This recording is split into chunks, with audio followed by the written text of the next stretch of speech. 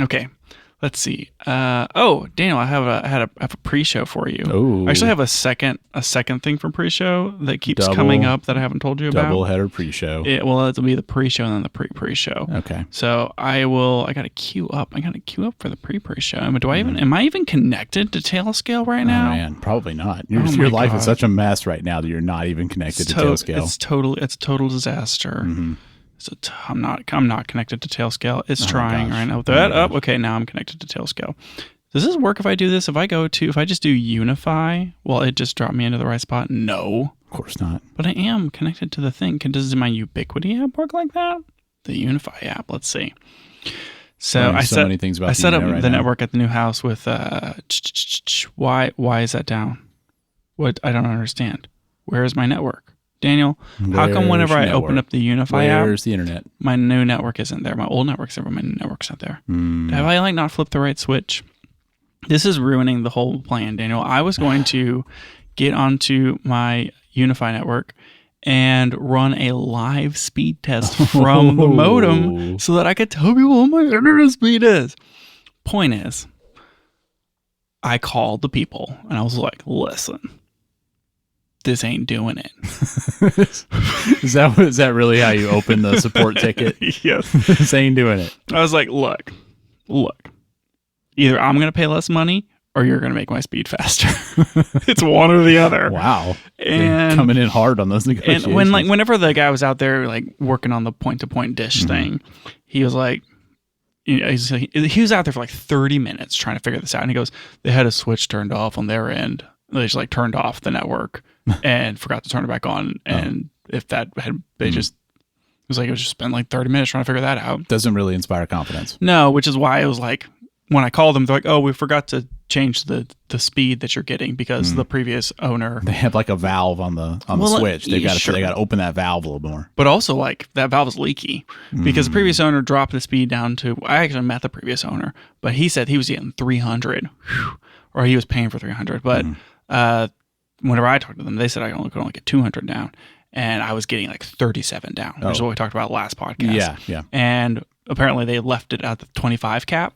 And so they changed it to the 100 megabit cap, and I ran a speed test, and I immediately got 170 down. Oh, wow. And I was like, yes! Woo!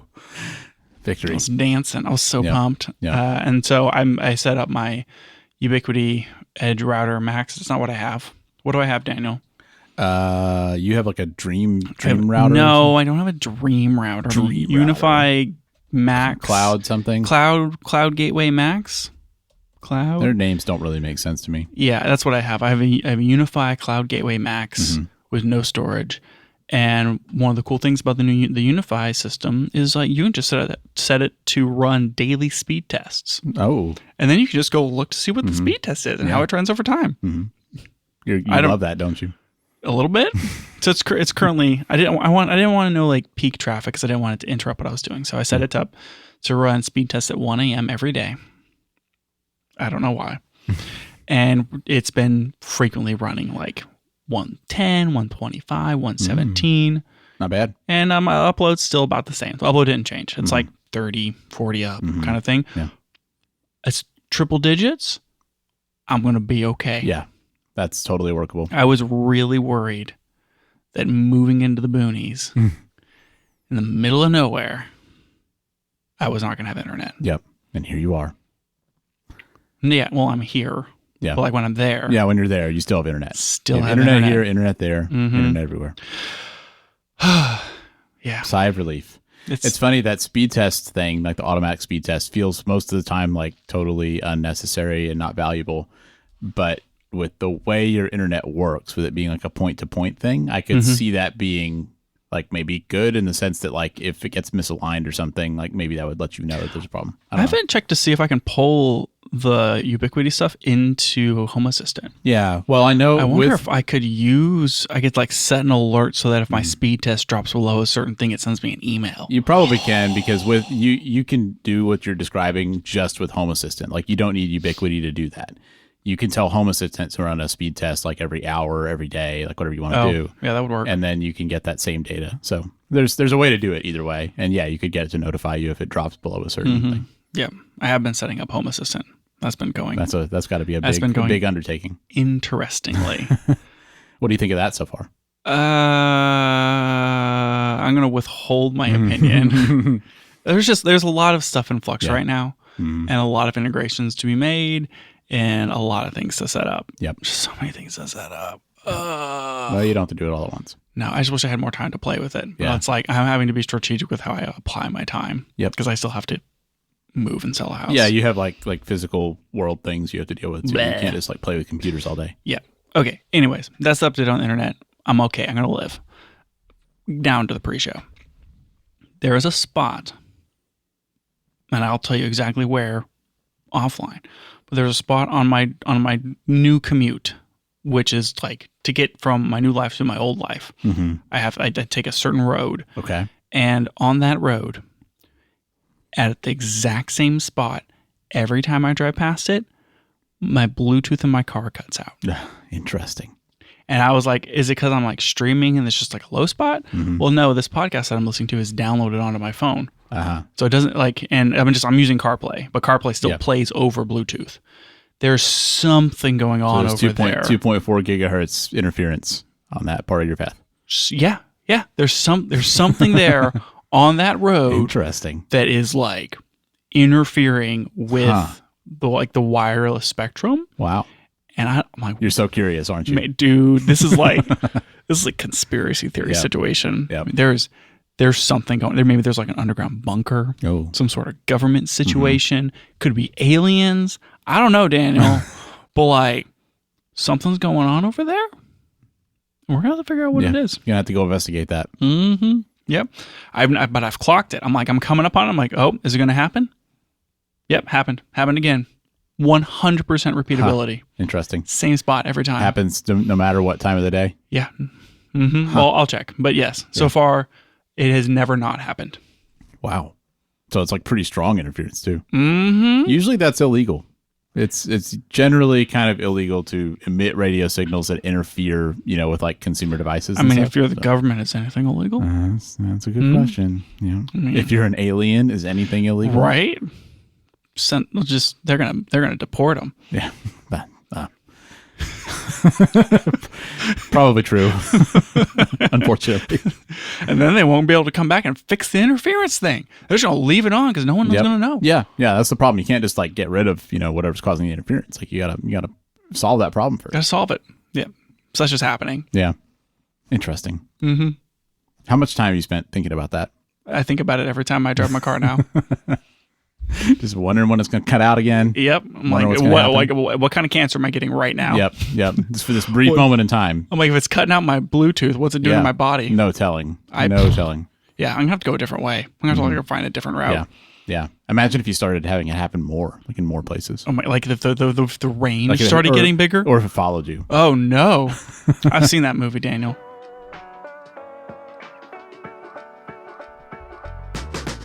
Welcome back to the Camera Gear Podcast. I'm Daniel. And I'm Lucas. And we're here today to talk about the gear, software, and techniques we use to shoot photos and video. Daniel, there's so many things to talk about in this super episode, which is my Canon R6 Mark III super episode. Mm-hmm. But I really needed to talk to you about my photo backup workflow. Oh, good. It's been a while since we went through that whole rigmarole. I'm worried that if I talk to you about my photo backup workflow and then we talk about the new Canon 45mm 1.2, that will be the whole episode and we won't even get to the R6 Mark III. Entirely possible. So but that's what we're going to do. That's what we're going to do. Yep. And it just may so happen that R6 Mark III is next episode, which I know like rioting in the streets because you've already titled the episode. Oh yeah, it's R6 too late now. Mark III we super can't go episode. Back and change that. Yeah, you can't do it. We can't do it. It's already set. Like people are already listening to it. Like they've already downloaded it. We can't go back and change it after they download it. There are so many podcasts that start by kind of giving like an overview of what they're going to talk about, and people may wonder why we don't do that. And I feel like it's because a lot of times we don't know. But no, we do that. But then we just don't get to the things that we said we're going to talk about. Fair point. I'm just preparing it because whenever people looked at their podcast player and they read Canon R6 III super episode ? I guess we're just gonna see what happens. If the last chapter about the R6 III is really short, Yep, 30 seconds long. it means we didn't get to it. It's just us apologizing. Yeah, just for 30 seconds would be a really short apology. Anyway, okay, so I'm actually just going to talk about this lens first. It does whatever. Daniel, have you heard about this new lens that Canon released? No, I had no idea. Canon released a new 45 millimeter 1.2 lens. 45 millimeter is a really unusual focal length. Why not 50? Well, they already have a 50 1.2. Then why do we need a 45? Daniel, it's perfect. It's the perfect focal length. The perfect focal we've talked a lot about 40 millimeter being like, what if that was the truest focal length? Mm-hmm. And they were like, oh, there's not really too many 40 millimeters. I don't even think Canon has a 40 millimeter. Don't see a lot of 45s. Like, why don't we see any like unique focal lengths? Mm-hmm. I'm pretty pumped about the prospect of a 45 millimeter lens. Why? Why do you think that's so interesting? Just because it's different? Because it's not 50 and it's not 35, but it's in that like normal range. Yeah. And sometimes 50 is a little too close and sometimes 35 is a little too wide. And I think 40 millimeter is a nice in between. And 45 has a 4 in front of it. It sure does. Yeah. It is within 10 of 40. And then also, it's a 1.2. Daniel, is this one of the new? Is one of those? What do they call them? Like hybrid video lenses? No, this is a photo lens. Okay. How much does this lens cost? I'm sure it's an L lens, right? It's an RF Canon lens. Mm-hmm. And it's L series, I assume. Red ring. I don't know if I want to tell you. Okay. I'm gonna guess $1,800. Okay. It's not an L series lens. Oh. Would you like to guess again? It's a 1.2, but it's still like it's a high end spec, but not being an L series lens. If it was L series, I would say 1,800. Without it being L series, I will say 1,300. Would you like to ask me another question to see if you can get closer? Well, you said it's a photo lens. Mm-hmm. Is it full frame? It is full frame. Okay. I guess I'm going to stick with the 1,300. Okay. It is like $480. What? Yeah, dude. Wow. It's super, super cheap. That's crazy. So it's got to be like kind of in the same series as that 85 f2. It's like the 85 f2, the 50 millimeter 1.8. It's like those lenses. It's very similar construction where it's mostly plastic with a metal lens mount, no stabilization. And as far as like optical quality, the bokeh is going to be a little cat's eye-y. Depending upon what you're shooting and the distance of like the bokeh, it can get a little busy for the bokeh, not super like smooth and creamy. You're going to get some chromatic aberration and fringing. It's not like perfectly resolved, and it has a geared STM focus motor, so it's not going to focus more slowly. Like when you said this is a photo lens, like that kind of communicates it's not really going to be as good for video. Right, but it doesn't have like the new linear motors that we're seeing a lot, or the voice coil motors that we're seeing in a lot of lenses that focus super, super fast. Yeah. It's like a step motor, but it's geared, so it's not going to be like tick, tick, tick, tick, tick, tick, but it's going to kind of be it's going to be slow to focus. But that's a pretty compelling lens for people that are getting into Canon and don't have like massive budget for the pro lenses. Oh yeah, definitely. If I was getting into Canon, which you're not getting into I'm not getting into Canon. Like a 45 millimeter f1.2 that's just kind of a small, fun walk around lens. Like this lens compared to the 50 millimeter 1.2 L series lens is substantially smaller. Interesting. It's like a third the size. It has a 67 millimeter filter thread. It's just like this tiny, cute, perfect little everyman lens. Yeah, that's great. It's great. And whenever I was like learning about this lens, and I started thinking about it, and I was like, is it time to take the asterisk off of recommending Canon gear? In terms of the lens prices? Every time we talk about Canon, we're like, well, there's no middle range. Or, the lenses are just so expensive. Or like, it's this, that, or the other. But mostly around like the lenses and the options in the ecosystem and Canon just being expensive. And I'm wondering, like, are we at the point, we haven't even talked about it, but like R6 Mark III is amazing. And like you have the R5 II and the R1, which fix a lot of the issues that were with the R5 Mark I. and the R1 now just exists, which it didn't before. And you can go buy like an R6 II, which was an amazing camera for a lot cheaper. And then they've released, like the R50, and they have this bottom end they've been churning out last year that's all decent. Yeah. And so they have a good bottom end.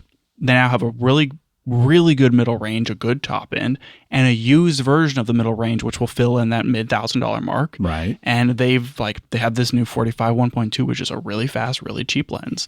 And they also have like the 35 and the 50 and the 85 in that same vein, so you can get those cheap ones. They have like the middle range hybrid mirrorless lenses for primes, and like the main thing is like, well, can you get a cheap zoom? But they have like the 24 to 105 f4 to f1 7.1, and the 24 to 105 f4 through the range, and then a 24 to 70 f2.8, and that like steps you all the way up to their whatever $3,000 lenses. Yeah, it does feel like they have a more complete lineup now. It feels complete. Like they still don't support third party outside of APS-C, which is still kind of a bummer. But I'm having trouble like pointing at a specific spot on their line anymore that feels like this is a reason not to get Canon. Yeah, it does seem like they have a complete set of offerings in a way that they didn't used to.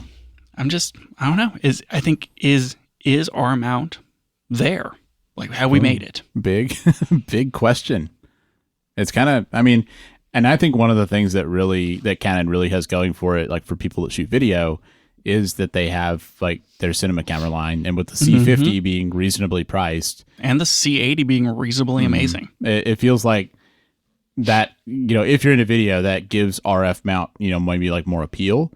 And I think, the other mounts sort of have similar things. Like Sony has, good cinema cameras. L mount has Blackmagic, but Fuji has XH2S and the GFX Eterno. Fuji's probably the weakest of those in that setup. But like Daniel, I think that Canon is in a really good spot for people who are really into photo or video, and having stuff at the lower end helps with that. I was thinking about that too. All the major brands have kind of positioned themselves in this, where do you go and how do you grow to a pro video workflow? I guess like Nikon even has red now. Nikon has red. Canon has up to the C400. So like great for less than $10,000 range.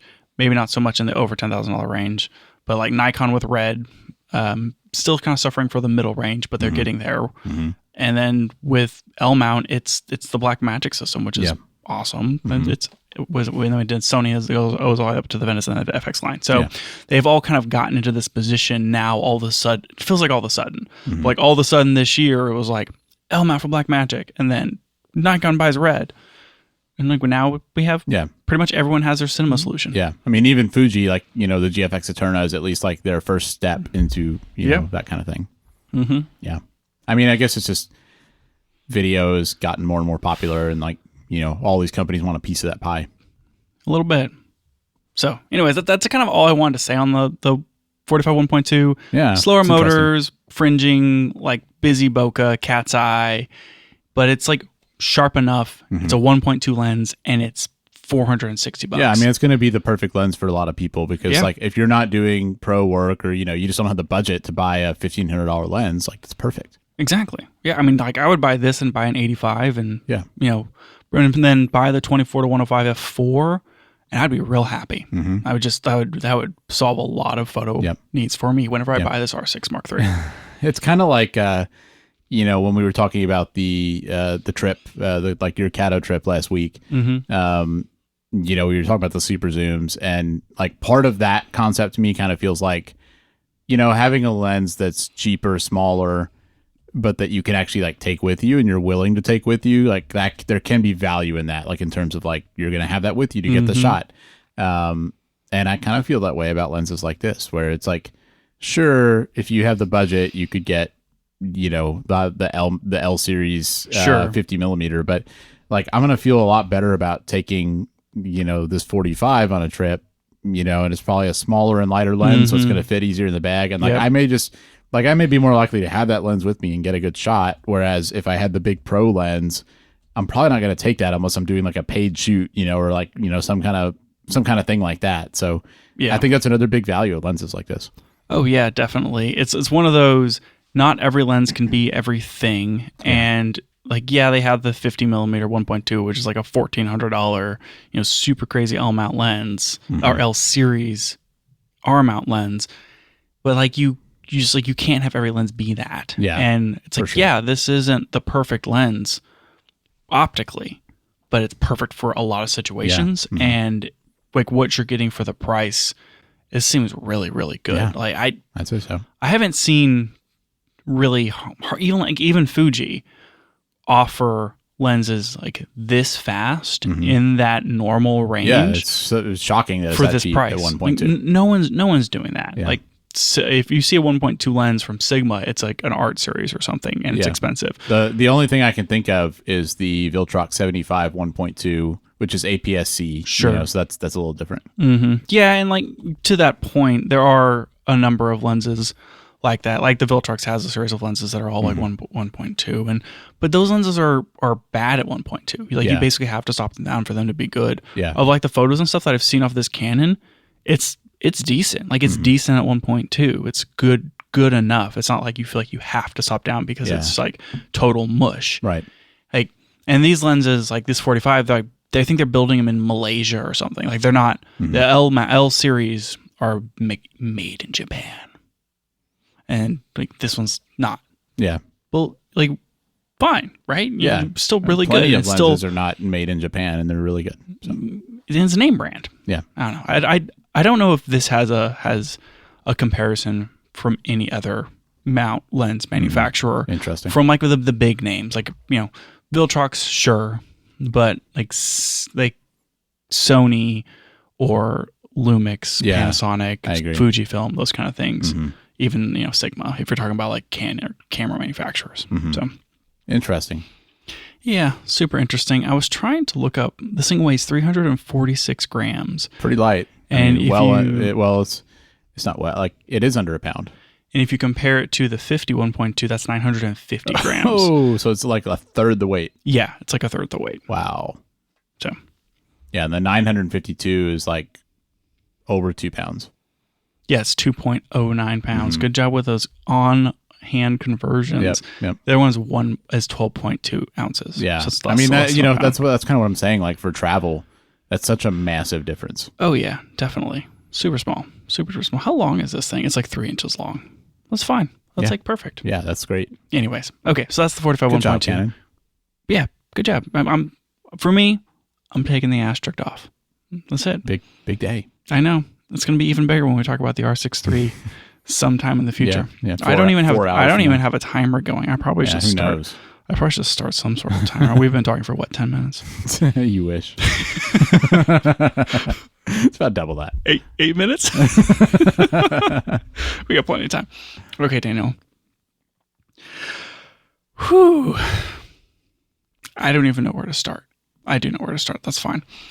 I am staring down the barrel of like a wooden like cracker barrel that you put crackers in, that kind of barrel. Not like the barrel of a gun, Daniel. Yeah. Who would think that? Like a wooden whiskey barrel. Okay. Just staring down into it at the prospect of having to change my photo backup workflow. I mean, it's basically, you've been in the process of moving, and I think that moving your photo backup workflow is a significantly larger undertaking for you, more impactful to your life. There's a lot going on here, and I don't know what I'm going to do, and I'm hoping that maybe you can help guide me through it. I think I'm more likely to just make fun of you, but we can try it and see. Yeah. So just as like a quick recap for those who have not gone back and listened to the episode where we in detail went through my photo backup workflow. I think it was probably one of the first episodes of this podcast. I haven't listened to it in a while. It's probably a very good episode. Well, I mean, we've been doing this podcast for 3 years. I really do think that maybe in like the first 5 or 10 episodes, I think it was probably one of the first things we talked about. And you've made changes over time, but I feel like you've been pretty consistent with what you've done for a while now. All right. I'm going to try to describe what I'm doing, and then I'm going to try to see if I can remember all of the problems with what I'm doing. Okay. And then why I think I have to change it. Sounds good. So right now, I have blah, blah, blah, blah, blah, blah. My photos need to have like a canonical, like what's the source? What is like the master location of any backup strategy? You have to know like what's the source. Like where are the, and I want all the photos to be mine. I don't want them to be on someone's server somewhere. And this was always like the thing is, where is the master library that things are duplicating and pulling from? Mm-hmm. And for me, I want it to be on my Synology. But where things got complicated was like, I want to be able to edit in Lightroom on my iPad and on my computer. Yep. And like, how do I make those things sync without things getting weird? Yeah. So it's like you need the cloud stuff for that, but then you want to be able to make an edit in one of those programs and have that be reflected everywhere. Correct. Right. I wanted to get into a position where I was, wherever I was editing my raw photos, I wanted those edits to be preserved forever and to be able to like maintain ratings and that sort of thing. Mm-hmm.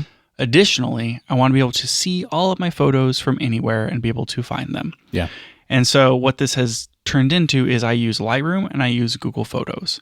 And the Synology is the final destination for all of my photos. Mm-hmm. And what this looks like is whenever I take photos with not my phone, I ingest them into Lightroom. And I'm using Lightroom regular, not Lightroom Classic. And it will upload all those photos to Lightroom. And then on a separate computer that's just on, that's also doing like other things, like it's running cameras and it's running like the Unify software for an old router that doesn't do it on board. And it's like doing Backblaze and like Google Photo Upload, a bunch of other stuff. And so it's just like doing computer stuff. Doing computer stuff. Yeah, it's just computing. But I have Lightroom open and it's automatically downloading my entire photo library from Lightroom in full res to the Synology. And then separately from the Synology, I'm having something sync that folder down to a hard drive that's connected to that other computer. Yeah. So doing a backup from the Synology also locally. Mm-hmm. But then I have Google Photos watching that folder and omitting RAWs and uploading all of the JPEGs to Google Photos. And what happens if you edit something? Google Photos only sees the JPEGs, and I'm never editing JPEGs. So, okay. So if you edit a raw photo, that does not end up somewhere where you can easily look at it. It's just in Lightroom. I'd have to export the JPEG and then ingest it into Google Photos if I wanted it to be part of that. And so like that is a little janky, and I don't love that part of the workflow. Yeah, so don't love that part of the workflow. And then for things with my phone, I'm taking pictures, and those things they're backing up to Google Photos immediately. But then I'm also syncing them to, because I don't want every photo I take to end up in my like master library, like all your screenshots, or if you're like for work you're taking a picture or something, yeah, exactly. And so those back up to my OneDrive, and then I take them from the OneDrive folder. I previously was running a script to like move them into my master library, but now because I'm using Lightroom, I just toss them into Lightroom, and then they go into the workflow, which is doing all the backups and everything. So there's that manual culling step of like deleting all the cruft and getting them into Lightroom. Yeah. And like that is my workflow, and it is like mostly working. Are you also backing up to like Backblaze or something? That auxiliary computer is pulling everything from the Synology down to do like a local backup of the Synology, and then I'm backing that computer up. Yeah. Rather than backing up the Synology. So it's like the Backblaze backup is a backup of a backup. Yeah. And which gives me like enough gaps and redundancy, if that makes sense. So there's like a little bit of space there. Yeah. Woof. Yeah. Right? It's a lot.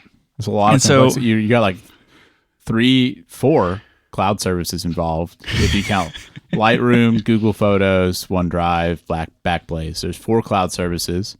You have 2 computers because you have your server computer in the Synology. In my iPad. Yeah. Well, yeah, I'm not talking about like the client devices. Sure. That's a lot. Yeah. It's a lot going on. It's too much, sort of. It's not too much. It's too much. So here are the things that I'm having problems with.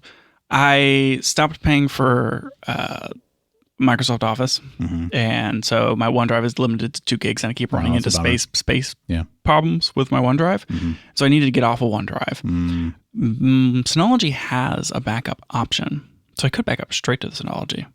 I don't know how expensive. When you say they have a backup option, do you mean a cloud service? I mean, you can save the photos from your phone automatically to Synology. Oh, I see. Yeah. Using the DS app or whatever. Right. So, that function that I'm using of like backing up the photos off the phone, It could work. I could dump those straight to Synology. Because the you're not using OneDrive for its cloud backup capabilities. Like it's kind of you're mostly using it because it's an easy way to sync from your phone.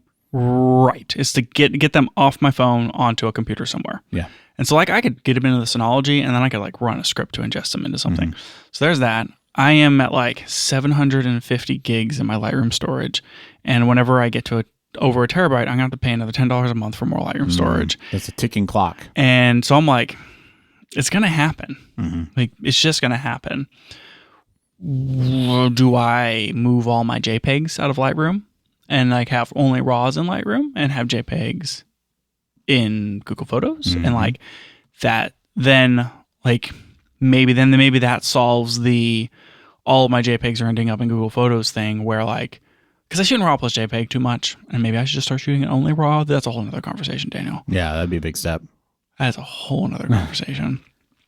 But if I did only like my RAW stuff in Lightroom, and then I exported just like the 4 and 5 star images, and those are the only ones that went into Google Photos, that would reduce my Google Photo footprint. True. And then also reduce my Lightroom footprint. Good point. Because I'm moving, I'm getting rid of. I'm losing Google Fiber, which comes with a terabyte of Google Drive storage, just as like a part. And so I've stopped. I didn't think about that. I stopped paying for the 2 terabyte Google Drive. I stopped paying for that because I don't have to, because like it just comes with my internet. Yeah. So now I need like to add an additional cost to go back to maintaining the Google Photos thing. And so now I'm like, what do I do? Like, what do I do? What do you do? And so I'm trying to this is what I'm trying to figure out. And while I'm just been mulling over this, I think it's easy, cut and dry, that like I get rid of OneDrive and I move to Synology. Yeah, that sounds like an easy win. And then like I could just bifurcate and do JPEGs over here and RAWs over here, and like that kind of makes sense. And I think that's fine as far as like a split of like what, like these are the camera photos and these are the phone photos, and then also the good camera photos end up with the phone photos. Maybe that works. You sent me this article on Petapixel that was about these two guys. One makes this app called like Nitro, and I think another one makes an app called like Raw Power or something. Yeah, funny name. Yeah, just Raw Power. Yeah, 2 different photo apps that work on Mac and iPad and whatever. And together, these guys made this software that's integrated into both of these applications called. It's called Raw Bridge is what they're calling it. And it's this function that uses non-public Apple APIs to leverage the Mac OS, iOS RAW processor to process RAWs. Because basically there's some sort of capability built into the OS to where like if you have a RAW image from most cameras, not all, but most, you can preview it and like you'll see the image, and so they have something in there that's like doing that processing, right? And not everything's supported by default in like on macOS. If you shoot on a Fuji, for instance, if you shoot in just straight up RAW, lossless RAW, you can preview the images. Like you can hit spacebar, open up and preview, and it will RAW process them within Finder, like within the OS natively. You don't have to like stick it into Lightroom, right? If you shoot in compressed RAW, lossless compressed RAW, or lossy compressed RAW, which I shoot in lossless compressed RAW, it doesn't. You can't preview the images. Yeah. And so you can't like open up Finder and like go to like icon view and see a bunch of images. You have to hit the space bar and see the quick look. Like exactly. You have to either utilize the JPEGs, which is what I've been doing. Is like I'll shoot in RAW plus JPEG, and I'll know like these are named the same. I'll look at the JPEG and I'll skip over the RAWs. And I've just kind of like gotten used to doing that. I didn't even think that. Oh, if I just like could preview the RAWs. Yeah. What if I just stopped shooting in JPEG? That's crazy, Daniel. Don't be crazy. What if I just stopped shooting in JPEG? What if I shot in RAW sometimes and JPEG and other times and never shot in dual? Weird. That'd be weird. I mean, I think that on Fuji in particular, shooting in JPEG can be nice if you don't want to edit, because the Fuji JPEGs are pretty good. Yeah. What I always convince myself is like, I'm just going to shoot in JPEG for this, and then I'll shoot in RAW plus JPEG, and if I like the RAWs, I'll like pick the 3 good RAWs that I like, and then I'll throw the rest of them away. It's a lot of work. It doesn't work very well if you want to do like a mostly automated workflow. No, it just means that I've kept all those RAWs. Yeah. So yep. I'm just convincing myself into keeping more data that I don't need. And this is part of my problem. That is part of your problem. And something, anyways. So maybe I can fix that. But point is, with these applications with RawBridge, you can preview Fuji compressed RAW because they've like backwards worked whatever. Yeah. And who knows, like maybe Apple's going to be like, you can't use our APIs like that. And they shut this whole thing down. I mean, the only way Apple can shut it down is by disallowing use of that in a future OS update. So it could happen, but it's probably not going to get pulled out from under you on the current OS. I'm not even on the current OS. Yeah, exactly. I just don't want to rebuild my workflow can you imagine? Around new apps and then just the whole thing come crashing down. It's good to know what the weak points are for sure. So, with like the concept here being that I'm like, so I'm looking at these apps, Nitro or whatever. And one of the interesting things you can do with Nitro is one, you can pay like a lifetime price and get it that way, or you can pay for the application and whatever. You can sync your RAWs and everything through iCloud. So if you were backing up to as like an iCloud photo library and pulling all your RAWs into iCloud that way, you can do all of your pro editing using Nitro. And wait, so is Nitro a photo editor? Yes. Okay. Nitro's a photo editor, provides the support using RawBridge. So you can do it 2 ways. You can sync it all with iCloud, and then you'll be able to see your photos in your iCloud photo library and also edit them with RawBridge and have them back up into iCloud Photo. Or you can use Finder, and it will save all of the edits as a sidecar file. I'm under the impression, have not tested this yet, does that mean I can export my entire Lightroom photo library with sidecar files and then see the edits I've already made in Nitro? Well, yeah, I mean, that question is basically, is the sidecar format a standardized format that works across different apps? TBD. Yeah. But even if not, because there's this workflow function that's built around the file system and not just Adobe's cloud, I could use the Synology as my quote unquote cloud. Yeah. And just go back to using a file system and have all of the raw edits and the faving and all that stuff just be, a part of it. In the files. Yeah, in the files. And this RawBridge functionality is supported on the iPad. The file system stuff with the iPad and Synology is a little goofy. It's hard to upload a bunch of stuff. The drag and dropping doesn't work. That may become like my limiting factor here. But I'm like, well, maybe like this is the solution, is like I could use Synology and Nitro to like make a photo workflow that eliminates all of the cloud. That'd be a big change, seeing as you're using like 4 cloud services right now. And then you'd probably keep the backplays, but like that's just backup, right? Yeah. And then, but like I could eliminate the running Lightroom on this other computer and all this blah blah blah blah blah, and just use the Synology. Yeah.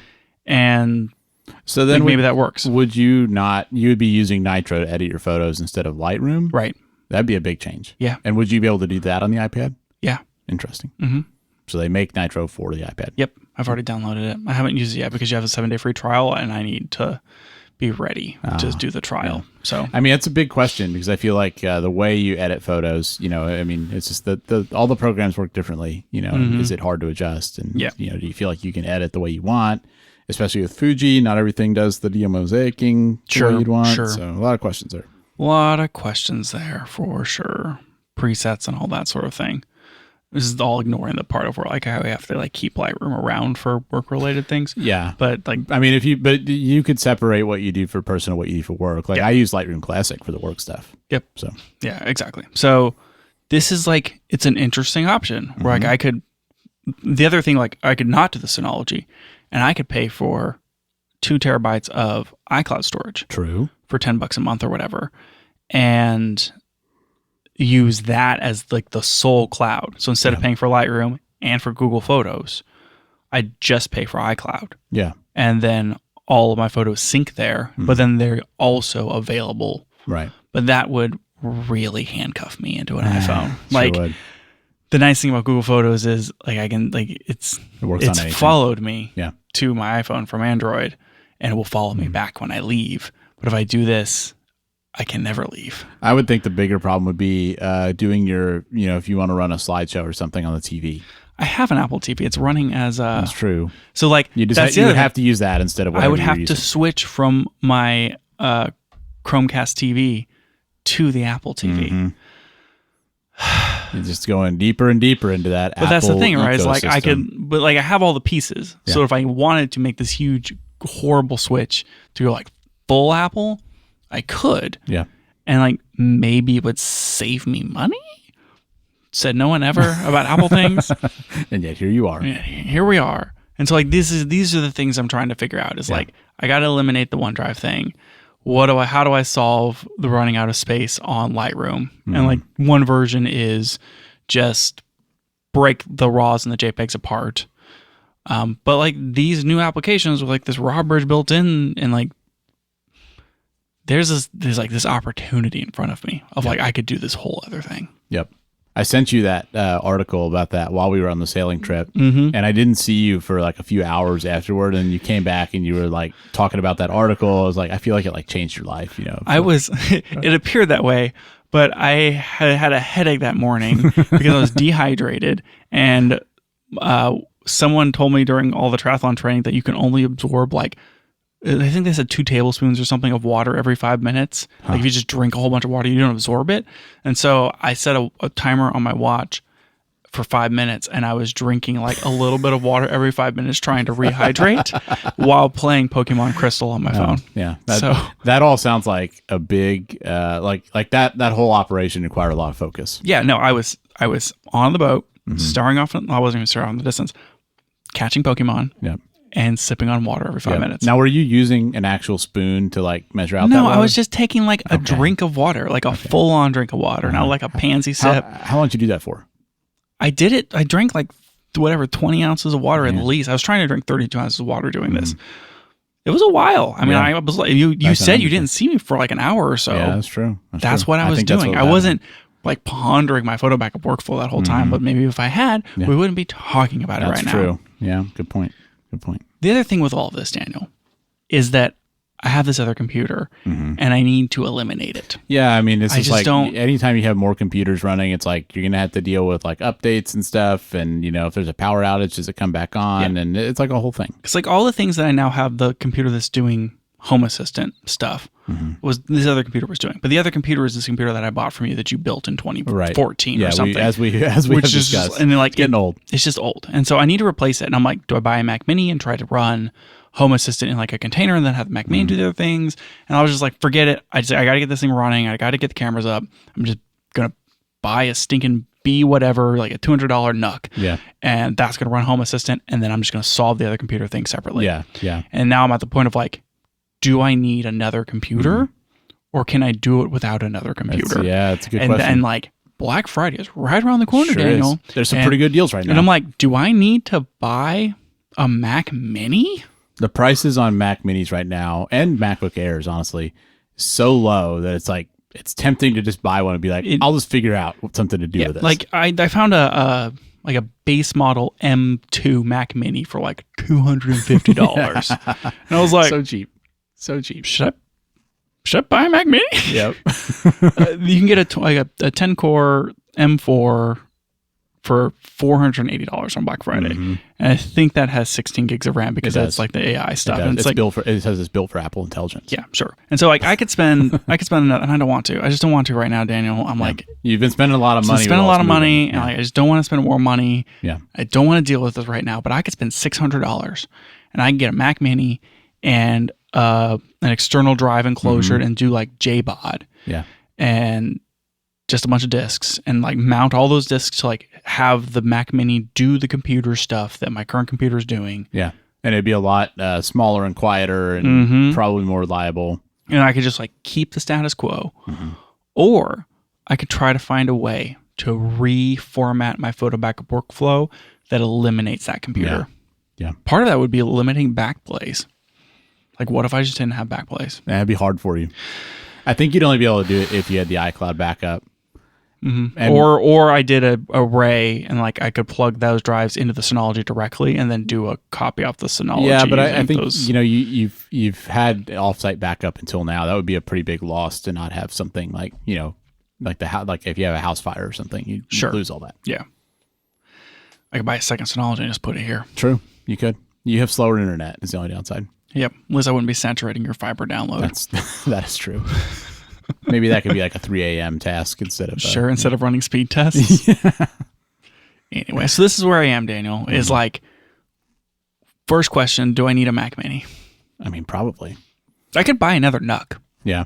I was surprised to find that thing just ran Windows out the box. Yeah, you probably didn't expect that. And I was like, that's not too bad. Yeah. Not too bad. Pretty good deal. So I could buy a NUC or I could buy a Mac Mini.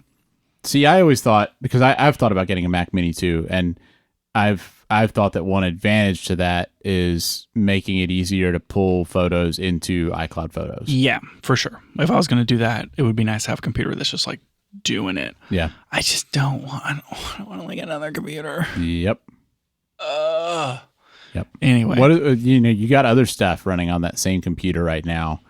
Is there anything else that you're currently running on it that you'd still or are you gonna let's say you try and eliminate a computer, are you gonna find that you need one anyway for some of those other tasks? I think that I could. I mean, like I could reformat the photo backup workflows and not deal with it. It's the backup task is the last component. If I can get the photo workflow off and I can get the cameras off, then it's really a matter of solving the backup solution. Yeah. And I don't necessarily know what that looks like without another computer doing it. Mm-hmm. So yeah, that's the I hard could. part. I mean, I could make a Docker container that runs Linux on the Synology and have it do something. I don't know. Yeah, maybe.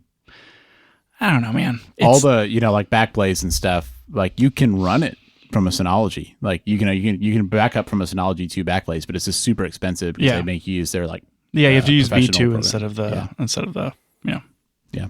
And same thing, Synology also has a similar service, but it's similarly expensive. Exactly. So that sounds like I do need another computer. Maybe.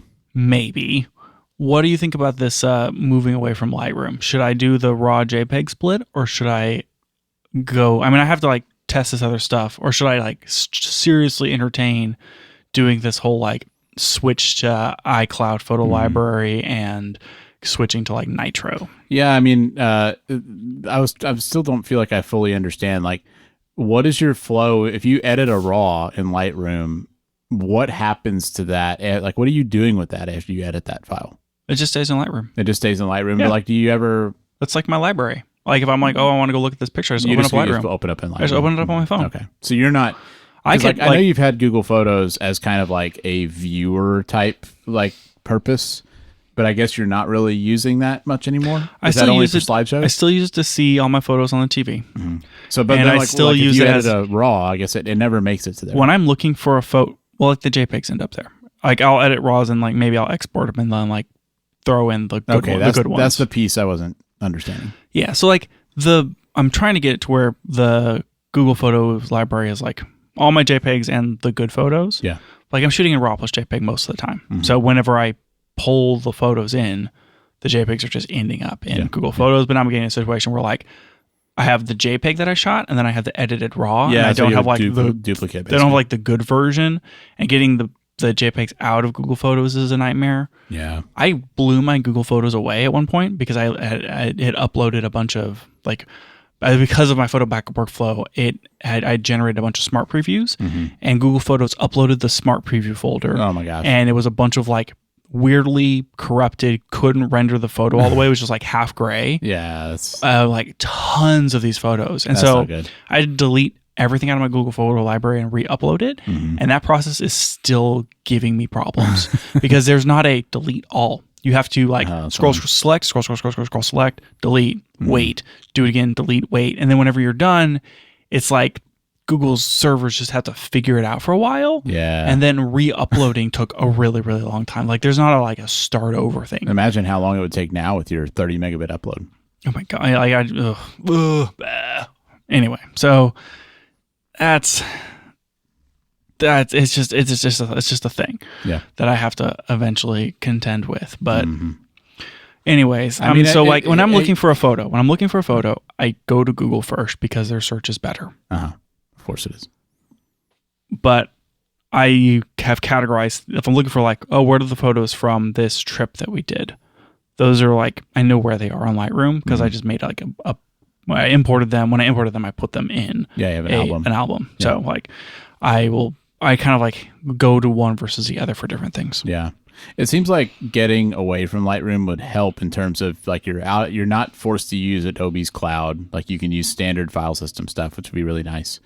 But I mean, it would just... Or I could double down and go 100% Lightroom and just get rid of Google Photos completely. Mm-hmm. For me, it would come down to whether the Nitro thing is a good photo editing experience. Because I just feel like that matters so much. Like, does it like denoise and stuff the way you want? Like, are the controls intuitive? Like, those are the things that would matter most to me. It has AI features. Ooh.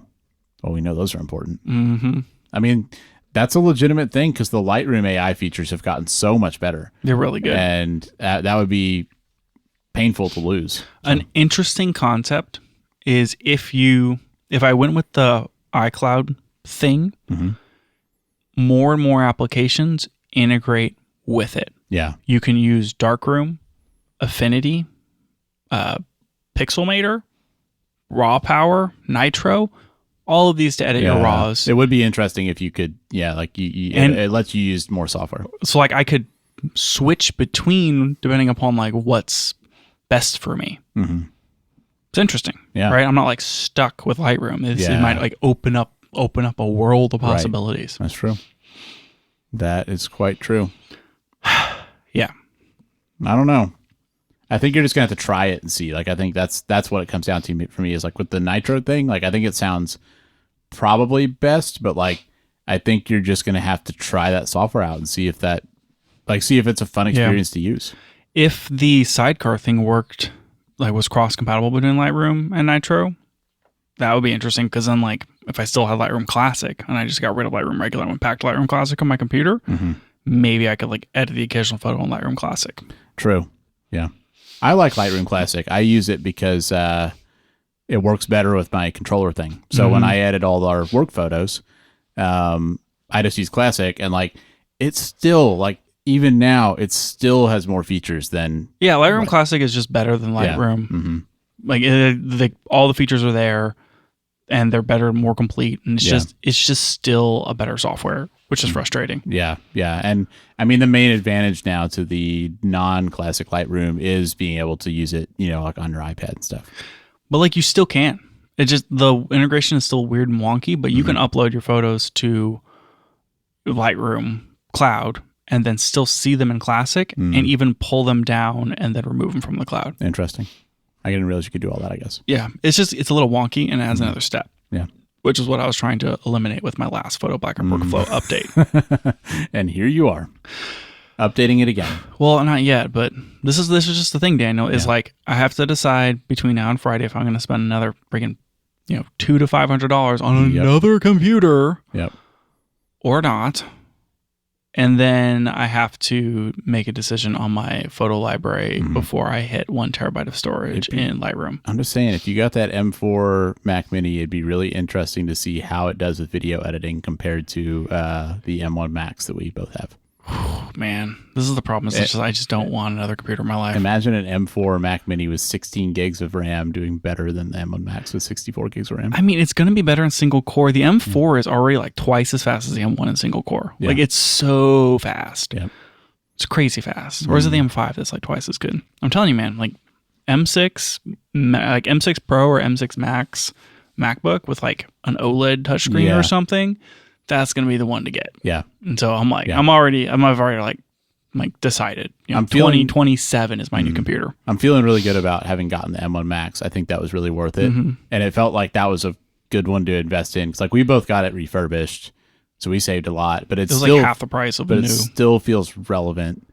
And I don't really feel like I've missed out on much. Like I think like the M5 is probably like the first generation where it's like, okay, this is legitimately a lot better. Yep. Yeah. I'm just saying if I can get an M6 Pro or an M6 Max refurbished like 6-7 months after it comes out, that's going to be the sweet spot. Yeah. And I'm like, like that's just what I'm gonna do. Yep. So I mean, like the one Max that I have now is still like plenty of computer. Yeah. And I think it's gonna be just fine for another 2 years. I think so too. I'm like gonna just like I've set the deadline. And I'm like I'll start putting those pennies away. Yep. And in 2 years I'm gonna get a brand new computer. Yep. And maybe also on Friday.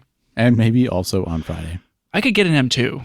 Like I could just get an M2 if it's just gonna do computer stuff. But like the M2 isn't the new tiny one. Yeah. They didn't come out with an M3. Yep. It's either M2 or M4. Man, between the 250 and the 480, like for the price, I feel like I had to spend the extra money and get the newer machine. Because it comes with 16 gigs of RAM. But you would still get like the 256 storage, right? Yeah. You just add external storage though. Yeah, just get the external storage.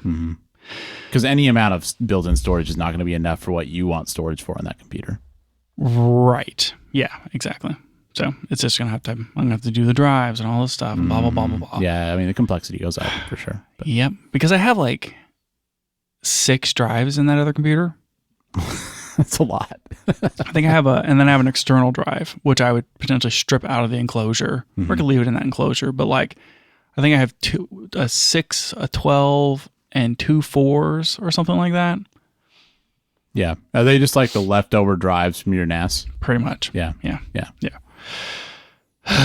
Last Black Friday, I bought a bunch of drives and I bought the Synology. Oh, because you bought the Synology at Black Friday. Or did I? Yeah, I think I did. I think that's right. Yeah. They usually run sales on. You can't buy NAS you can't buy a 22 terabyte drive anymore or something. Can you not? I can't buy drives of the same size anymore. They're like weirdly expensive because they just don't make that size. Yeah, it's always that up. way with drives. Like there's a sweet spot. And it changes based on, it's always, it goes up over time, but like there's always a sweet spot on the price to storage ratio. Yeah, but right now the sweet spot it's like worse than it was a year ago, which has never happened. Yeah. Because now it's like it's more expensive because I have to go to 24 because I have to go up. Yeah. Because you can't go down once you build the array.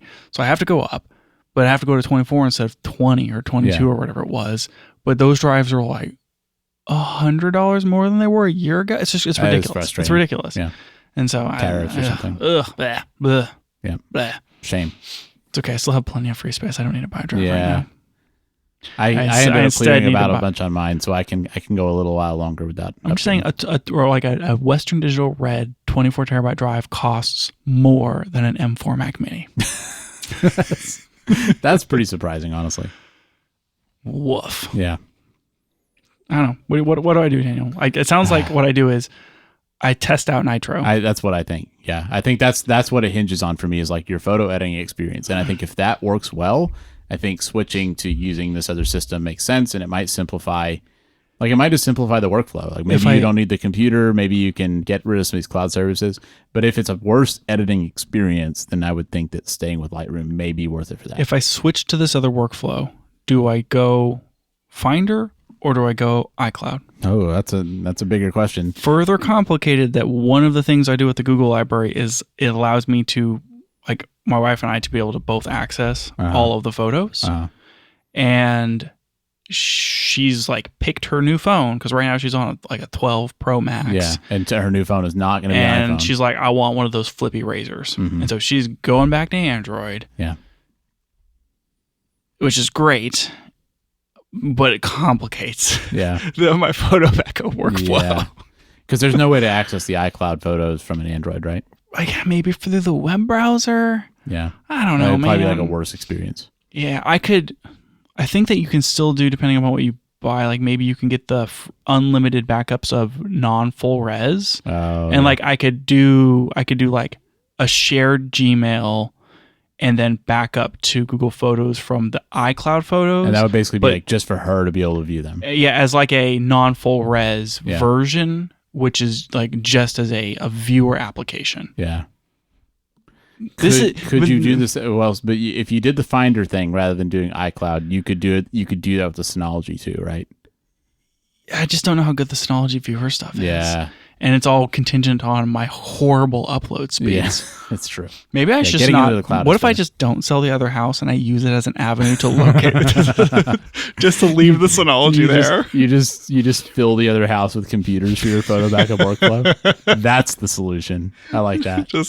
I need fiber, and like I'll just keep the other house. Yes. The police will raid it because the energy consumption of that house will make them think it's like a meth lab or something. Sure, like, I must be mining Bitcoin. It's actually just your photo backup workflow. Yeah, the Bluetooth starts dropping out around that house. Probably. Maybe that's what's going on. Somebody else backing up their photos. Yeah, if I can track down what's happening on that road with the Bluetooth, I can probably find another backup workflow that's going to be probably exactly suitable for me. You just knock on that door and just talk to that person and say, like, can you just like tell me what's going on? You know, it'd be really helpful. Yeah, for sure. Maybe they have some good ideas. They probably have some great ideas. Oh, man. I don't know if we've solved anything here, Daniel. I don't think we have. I mean, I think you have some next steps, though. I think you need to try Nitro. I feel like I'm running out of time. Yeah. I feel like the clock's ticking, but it's not so close that I have to immediately change it. I just feel like because I'm changing my computer life. Yeah. It's like I had to rip everything out. It's like, why reinstall the old stuff, do the upgrades while I'm setting things up. To do that now, for sure. Like, so it feels like I need to buy a Mac Mini. I mean, do you think you'd regret buying a Mac Mini? I feel like you wouldn't regret buying a Mac Mini. I just don't. I feel like I would. I just don't want to. I just don't. Like, then I would just have a Mac Mini. Yeah.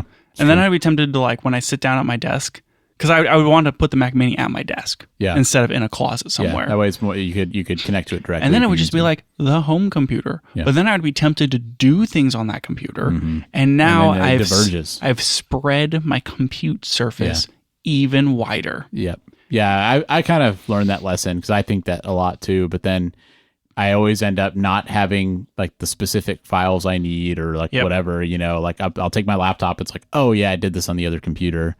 And I mean, unless you've like backed everything up in iCloud or something, like you're kind of out of luck. I've done the thing where like I sync my documents folder to the Synology. Yeah. I could link them. I wonder if this would ruin everything, but I could, if I bought the Mac Mini, I set it up, I could do like my documents folder and then a web browser, and that's it. Yeah. And then it's like, if my wife needs to use a computer or whatever, and it's like, where's my resume? Well, it's in the documents folder that syncs to all the computers via the Synology. True.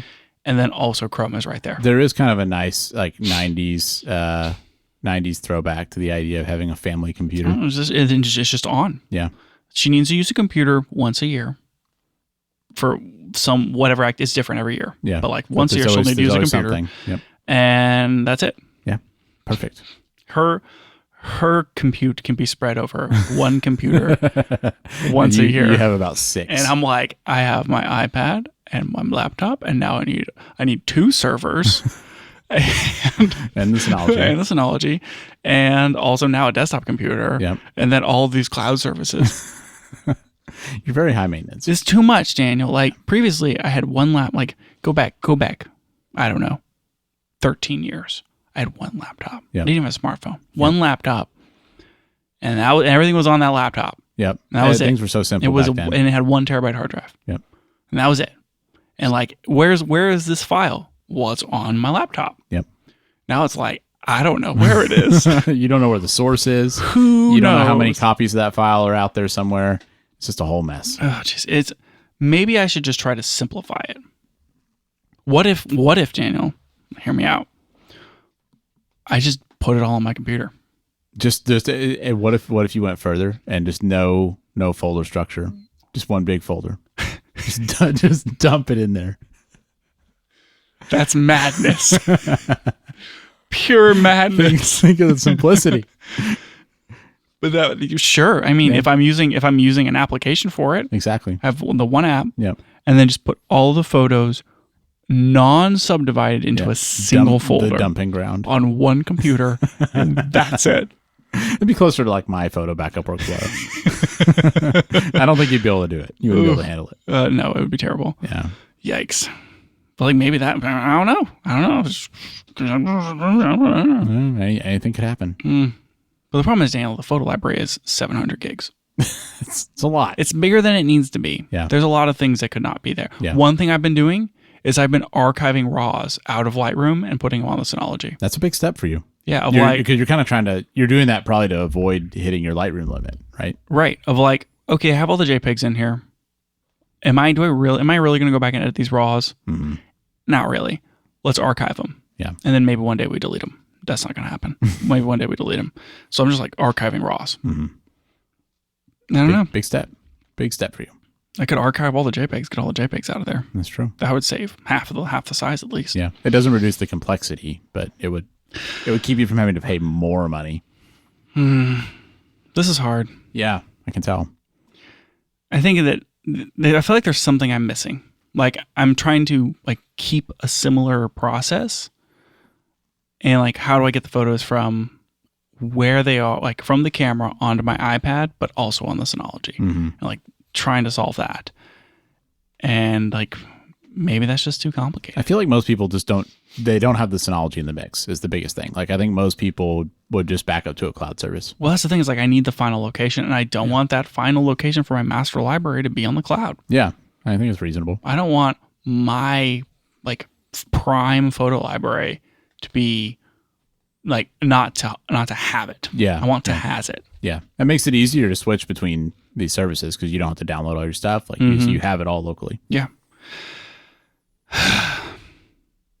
I don't know, man. I don't know. I don't know either. Well, do we have time for the R6 Mark III? I don't think we do. This has been quite the R6 Mark III Super episode. It's been. I mean, I think as prophesied, I think that's going to have to be a next week topic. Oh boy, well, at least we got to the lens. Yeah, at least we got to the lens, and we didn't solve anything. I still don't know what I'm going to do. Nobody knows. Okay, look, if there's people out there, people listen to this podcast. I think some do. Yeah. If they're out there, at least one or two, and they're like, Lucas, you're an idiot. I have a photo backup workflow, and it is super good, and it would solve all your problems. And my problems being that I want to take a photo, and I want to be able to save it on my computer so that I own the final version, but I want to be able to edit it on my iPad and see it from my phone anywhere I am. That's all I want. That's it. Well, it's not that Sounds hard. pretty simple. Yeah. And then I just want it all backed up. Right? Just easy. Yeah. Just somebody solve it. Mm-hmm.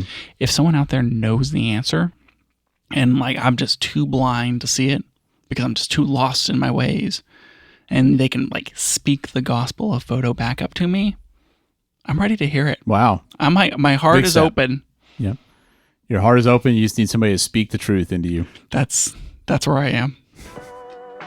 That's it for the show today. Thanks for joining us. And if you liked it, tell a friend so they can check it out too. You can find out more about the show at www.cameragearpodcast.com, and you can find us on Twitter @CameraGearPod. We'll be back with more next week.